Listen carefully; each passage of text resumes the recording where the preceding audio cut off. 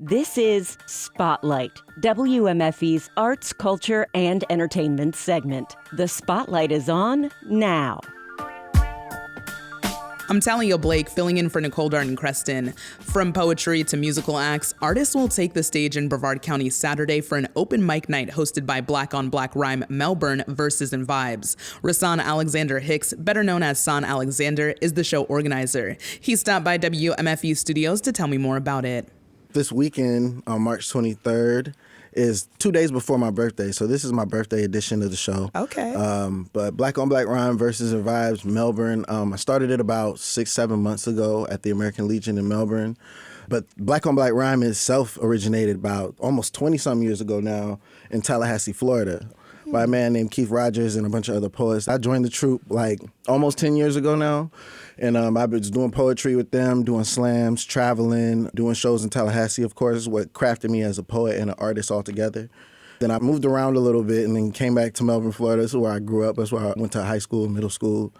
And then just felt like Melbourne needed something on the entertainment basis. I knew when I was growing up here, I always wanted to get out. Like, oh, my God, I got to go somewhere. Let me live in Orlando. Let me go to Charlotte. Let me go to Atlanta. Yeah. Because they got a different scene, a different culture that we didn't have here. So this is my effort to try to bring something that wasn't here, and, you know, liven up the culture in Central Florida, Melbourne specifically. Mm-hmm.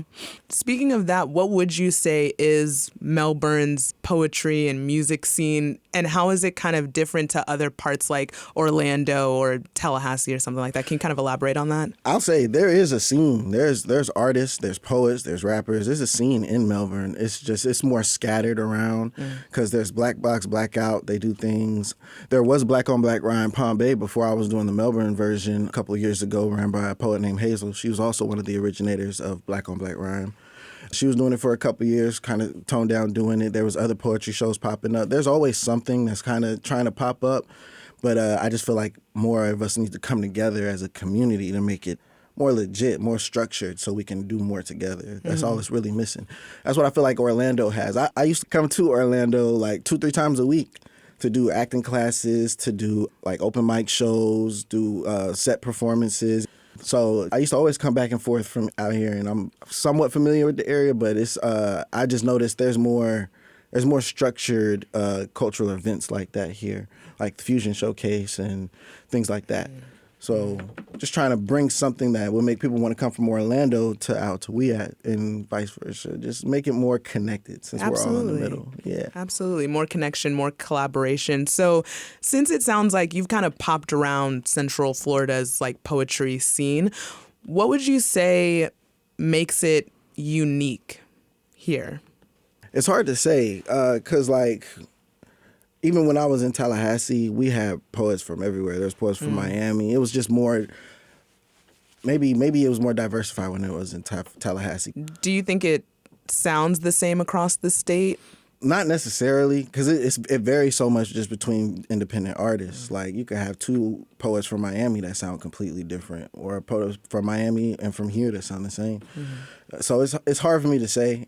I'll say this, in comparison to other areas, like it's more active other places than here. Not necessarily Orlando. Orlando and even Tampa has its own kind of thing, but Melbourne hasn't had its presence on the arts and the cultural tip yet. Mm-hmm. And it sounds like that's what you're trying to do, is kind of bring that to Melbourne. So I know you said that this isn't the first time you're putting on the event. You started this about 6-7 months ago. But for those who weren't at the last event, what are they going to experience? You know, what are they going to see? What are they going to hear? Can you kind of walk me through what that'll be like for them if they attend?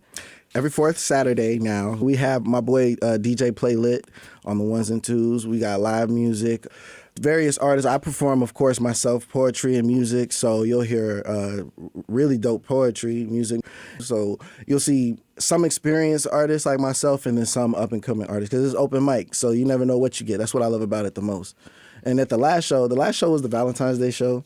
It was probably the show I had the most participation in. It was first time more women than men performed for me too. They get experience to have a good time. We mix it. I like to mix it up too. So it's not always just straight poetry and music all night. I played the Urban Trivia game. It's a little card game that I found in Atlanta. I went to Invest Fest in Atlanta last year. It was a little Black-owned, Black-created card game, Urban Trivia. It had questions about Black culture, Black movies and stuff. So I implement that into the night when I had a lack of artists to try to stretch things out. But Yeah. it's a process. And I feel like at this next show, it's going to be a lot more artists since the attention been generating a little bit more. So, yeah, it's going to be a good time. We always have a good time. Drinks and food at the show, too. Hey. Gotta eat and gotta drink Hey, something. there you go. There you go. So I heard you say you'll be performing. Would you be able to, give us a little something, a little teaser, a little taste of what we might see from you on stage? How come I had a feeling this was going to happen? Sure. A little teaser. Yeah, just a few lines, a little something. I'm gonna keep this one simple. Out of the night that covers me, black is the pit from pole to pole. I thank whatever gods may be for my unconquerable soul. Out of the night that covers me, contemplating discoveries, wishing for bliss, miss and dismiss and pray for recovery. I constantly try with hopes high in the presence of the dying. We're vying for spiritual luminescence. This thunderous blunder, one wonders what one can muster. Packing a punch like snacks in a lunch, rather like luster. Buster, broke, disgusted, can't be trusted. The type that tend to surround me, get these bastards from round me. You sound weak, inaudible, only your silence applaudable. I spit a silver line in hopes it guides me to a pot of gold. True to my flow and true to my goals. True to my roots, remaining black as it gets when viewing from pole to pole. Black is the blackest pit, active as activist, packing the blackest pistol, protagonist, pumping the blackest fist, masking the madness this masochist meteor may present and pray his blessings rain and drown me in what is heaven sent. That's a taste. Oh, okay. When something's good, you make your face up like, Stank face. Yeah, stank face. That was good. Have me with the stank face. During that, your eyes are closed, and I can kind of see you like in this moment, and almost like you went somewhere when you're doing your poetry. Can you talk to me a little bit about that? Talk to me about your connection with poetry. When I do perform my eyes closed, I try not to when I perform live, but it's for two reasons. One, I might have not performed the piece in a minute, so I'm trying to remember the words. When I close my eyes, I can see the words. Yeah. Like, it's like I could envision my notebook when I wrote it. So I close my eyes to remember better. But sometimes it is a connection to what you're saying and that energy you're putting out. And it's like sometimes you just gotta. I don't want to compare it to anything religious or anything, but it's catching a different type of energy. It's like I don't want to call it blacking out either, but that can happen too. But it's just more when you really just feel what you said, feel where it either came from or what you're trying to get out of it or what you're trying to send to other people. So I don't know. It's just that radiation. Yeah. It's almost like you're out of your own body in a sense. So can you tell me a little bit about how you got started in poetry and music and kind of, where that love comes from for you? I wrote my first rap when I was in middle school. But I never believed until I was like in college or something that I could really do some music stuff. But I always wanted to do music since middle school. The first beat I ever wrote a rap to was Flip Flop Rock by Outkast. It's Outkast. It's Big Boy featuring Killer Mike and Jay-Z. Okay. Off the Speaker Box album. Are you black, white, Asian, Indonesian, or Korean? That's black and Korean. We on the same team if we're breathing. I jumped off the subject to see if you were seeing that we drop a little science off in every verse. And I was in middle school when that album came out. Big Boy is one of my favorite rappers. Usually I'd like to dress with my vest and my bow tie and stuff, and I started doing the bow tie thing because of him. But that's when I started trying to put rhymes together and thought it was cool, but I didn't think I had the right kind of story to rap about because all I listened to was gangster rap, and I didn't grow up like that. That's not my lifestyle. I can't front. But as I got older and, life experiences happen, you discover new things, you learn new stuff about yourself and the world in general. I found different ways to put those feelings into words and kind of get it out there. Still didn't feel like I could really do it for real. But, as I watched more poets, and especially when I got to college and started hearing Kendrick Lamar, J. Cole, Big Crit, those were my big three that got me to start writing. Because their music inspired me to just get up and get my day started. The music inspired me to get up and go. So, and I knew it was always the words in the music. The beats are cool, but I always attached myself to what these artists were saying. Because when I was a kid, my dad always used to say, when I would like a song and I'd be bumping it and listening to the beat, my dad would be, what's he talking about in that song? I don't know. I just like the beat. And he was like, nah, you can't do that, bro. You got to listen to what they saying. Because you could be bumping something and they could be talking about something that you really don't like or you really not about.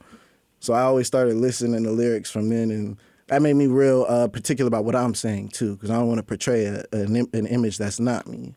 So I'm really particular when I write. And I always wanted to inspire people. So the same way that the music inspired me, that's what got me to start writing poetry. Kendrick Lamar.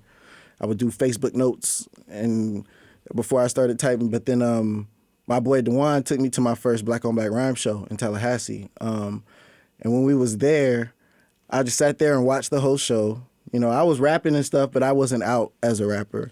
And, you know, at the end of the show, the host goes up, Keith goes up, and he says, you know, is there anybody else that want to touch the mic tonight before we shut down the show, And then my boy Dewan points to me and says, hey, he raps like Kendrick Lamar.